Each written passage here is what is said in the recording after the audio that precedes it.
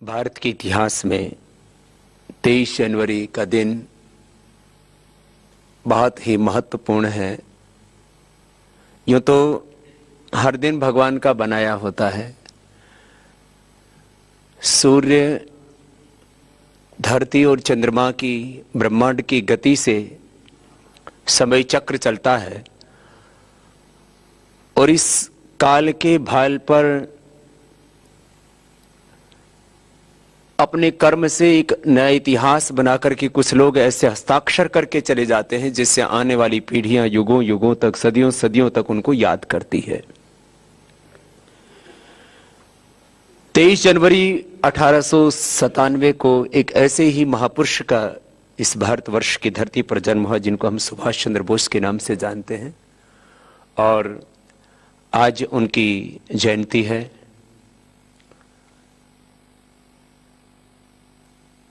जिस उद्देश्य के लिए नेताजी सुभाष चंद्र बोस का जन्म हुआ और जिसके लिए उन्होंने पूरा अपना जीवन अर्पित किया, जिसके लिए एक एक पल जिए, वो काम आज भी अधूरा है। उस काम को हमें पूरा करना है। जब याद करते हैं हम अपने उन पूर्वजों को तो हृदय कृतज्ञता से भर जाता है कि कितने कष्ट सहे होंगे, किन विपरीत परिस्थितियों में उन लोगों ने काम किया होगा। जिन अंग्रेजों के साम्राज्य में कभी सूर्यास्त नहीं होता था, उनको परास्त करने की उन्होंने मन में ठानी थी। एक संकल्प लिया था कि मुझे किसी भी कीमत पर भारत माता को इन पराधीनता की बेड़ियों से, जंजीरों से मुक्त करना है।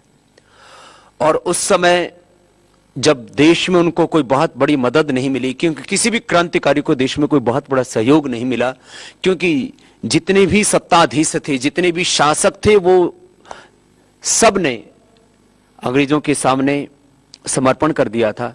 और जितने भी समाज के ताकतवर लोग थे उसमें भी लगभग सब सुविधा भोगी हो चुके थे। किसी ने जो है अपने आप को सर कहलाने में अपना गौरव समझा। सर कटाने वाले तो बहुत कम थे। सर कहलाने में अपना गौरव समझने वाले अंग्रेजों की पिट्ठू बन करके, उनकी गुलाम बन करके, उनकी दासत्व में जीने वाले समर्थ लोगों की एक बहुत बड़ी श्रृंखला थी।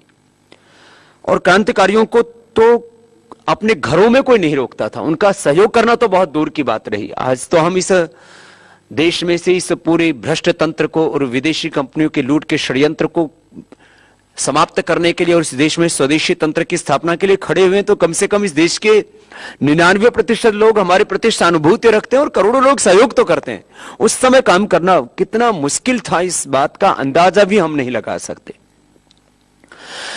तो जिस तरह से तमाम क्रांतिकारियों को सहयोग नहीं मिलता था और वो दर दर भटकते रहते थे, कोई अपने घर में भी उनको रोक करके राजी नहीं था, क्योंकि अंग्रेज को पता लग जाएगा तो वो हमारे कुलवंश का नाश कर देगा। इस तरह की एक आशंका बनी रहती थी। इसलिए क्रांतिकारियों का कोई सहयोग करने के लिए तैयार नहीं था। और यही कारण था कि नेताजी सुभाष चंद्र बोस को भी जब लगा कि अब इस देश को आजाद कराने के लिए, इस भारत को, इस मुल्क को स्वतंत्रता दिलाने के लिए जब मुझे अपने देश से मदद नहीं मिल रही है, तो उन्होंने दूसरे देशों से, जर्मनी से मदद मांगी और जापान से मदद मांगी। और द्वितीय विश्व युद्ध के दौरान, क्योंकि दो ध्रुव बन चुके थे पूरे विश्व के, और जापान, जर्मनी, बहुत से लोग इनके साथ काम करने के लिए तैयार हुए। और 21 अक्टूबर 1943 में उन्होंने आजाद हिंद फौज की स्थापना की और भारत को अपनी तरफ से आजाद घोषित कर दिया। आजाद हिंद सरकार की भी घोषणा कर दी।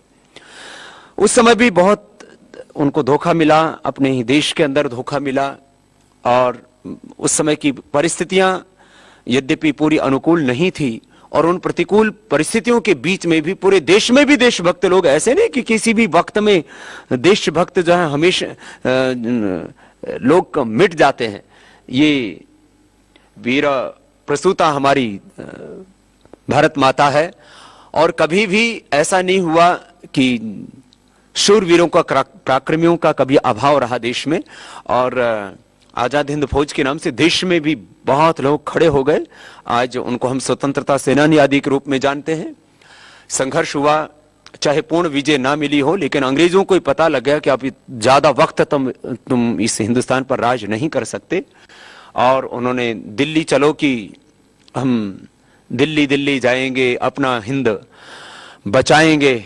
और उन्होंने एक योद्धाओं की तरह अपना धर्म निभाने के लिए पूरे देश के लोगों का आह्वान किया। और तुम मुझे खून दो, मैं तुम्हें आजादी दूंगा, ये नारा आज हिंदुस्तान के, ये एक संकल्प हिंदुस्तान के आज भी करोड़ों लोगों के दिलों में उठता है। तो ये एक महापुरुष को खाली याद करने का ही वक्त नहीं, आज जिन परिस्थितियों में से भारत गुजर रहा है, आज हमें बहुत कुछ सोचने की जरूरत